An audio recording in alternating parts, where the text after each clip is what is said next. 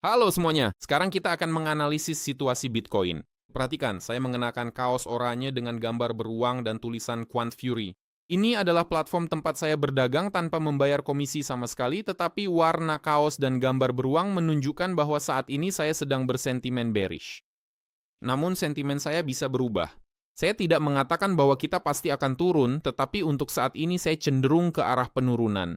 Mari kita lihat candle mingguan Bitcoin. Perhatikan, 2 minggu lalu kita mendapatkan pola bearish engulfing dengan warna yang persis sama, dan minggu lalu yang baru saja ditutup beberapa jam yang lalu, hari ini hari Senin, kita juga melihat kelanjutan dari pergerakan tersebut.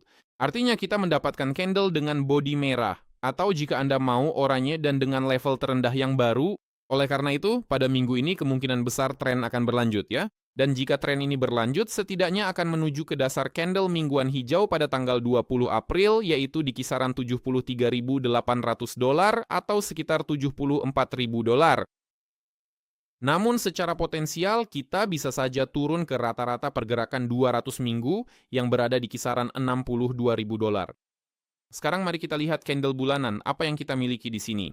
Di sini, perhatikan bahwa candle bulan Mei ya berada dalam kondisi yang agak tidak pasti.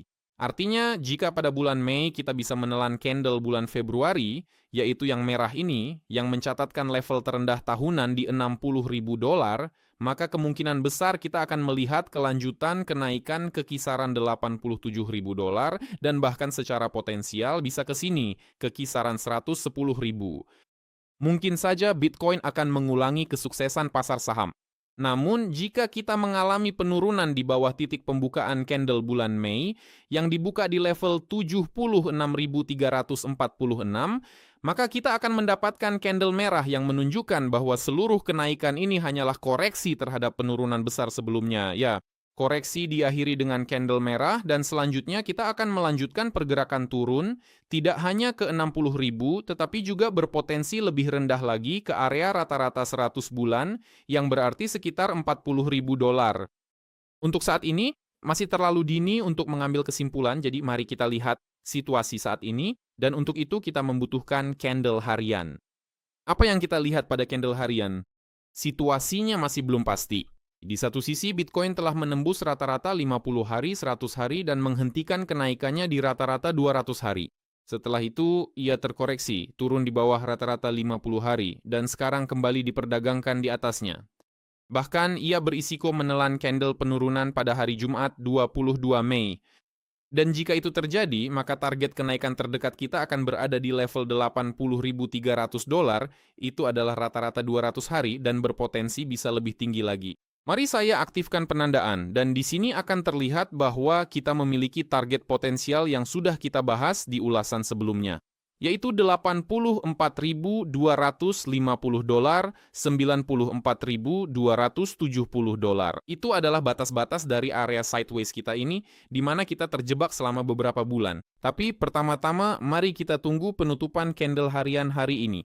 Seberapa tinggi pun harganya naik, masih ada beberapa jam lagi sebelum penutupan hari, jadi semuanya masih bisa berubah. Ya, jika kita melihat bahwa kita tidak berhasil melewati level 77.615, ya, itu adalah harga pembukaan hari Jumat dari candle oranye ini, dan jika lagi entah itu untung atau tidak, tergantung apakah Anda sedang short atau long, kita menutup di bawah rata-rata 50 hari, dan di bawah level $76.322, maka dengan kemungkinan besar kita akan bergerak ke area rata-rata 100 hari. Dan tentu saja ke level support $72.078. Level ini kita ambil dari sini, dari bulan Maret 2024 yang lalu. Semua sudah jelas dengan hal ini. Sepertinya untuk saat ini situasinya terlihat seperti long. Lihat, kita sedang menelan candle hari Jumat. Kita menembus level 77.615, titik pembukaan candle hari Jumat. Tapi semuanya akan baik-baik saja jika saja tidak seburuk ini.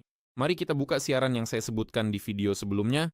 Dan di video sebelumnya Anda bisa menemukan tautan ke siaran itu dan menggunakan alat-alat ini selama masih tersedia secara terbuka. Dan inilah siaran tersebut di kanal YouTube saya. Ini adalah indikator-indikator saya dan salah satu indikator kunci adalah garis merah di bagian bawah. Lihatlah grafik paling bawah di sebelah kiri, itu adalah candle 4 jam. Perhatikan, di sini ada panah merah. Garis merah telah masuk ke zona merah muda dan sudah berada di sana cukup lama, yang menandakan adanya kondisi overbought yang kuat pada time frame 4 jam. Mari saya perbesar layarnya sepenuhnya, agar Anda bisa melihatnya dengan lebih jelas. Ini berarti bahwa pada time frame 4 jam terdapat kondisi overbought yang kuat, yang pada gilirannya menunjukkan adanya risiko penurunan. Selain itu, risiko ini semakin diperkuat oleh kondisi overbought yang cukup kuat pada time frame 12 jam, serta adanya sinyal take di dalam kotak kuning. Mungkin Anda kurang jelas melihatnya, tapi di sini tertulis take dengan tanda tanya. Ini menunjukkan bahwa mungkin, tidak selalu, tetapi mungkin saja pergerakan naik telah berakhir dan di sini masuk akal untuk mempertimbangkan mengamankan posisi long Anda jika Anda memilikinya di Bitcoin.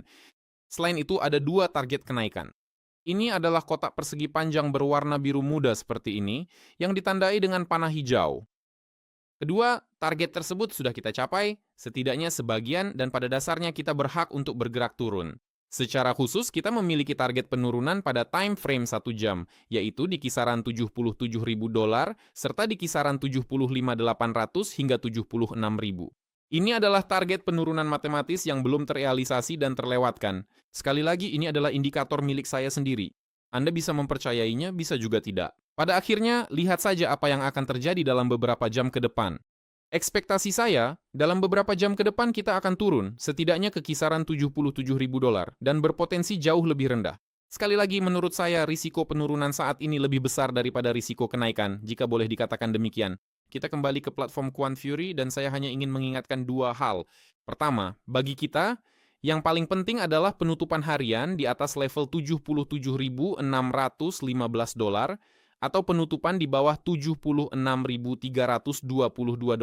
Semua yang berada di antara itu adalah pergerakan sideways.